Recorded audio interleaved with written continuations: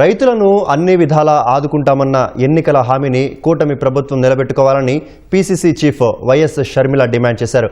కర్నూలులోని ఉల్లి రైతులను పరామర్శించిన ఆమె వారి సమస్యలపై ఆరా తీశారు.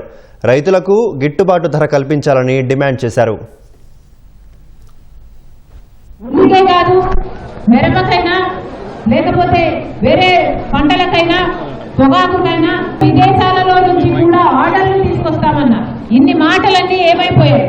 మార్కెట్ వస్తుందన్నారు, డైరెక్ట్ గా కొనుగోలు చేసేటట్టు చేస్తామన్నారు. మరి వాళ్ళు ఎందుకు రాలేదు? వాళ్ళైనా కనీసం 1200కి ఎందుకు కొనటం లేదు?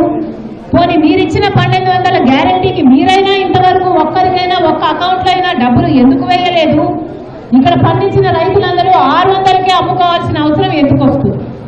చంద్రబాబు గారు ప్రత్యేకంగా ఉల్లి రైతుల మీద దృష్టి పెట్టి ఆ డిఫరెన్స్ అమౌంట్ పడేటట్టు చేయాలి.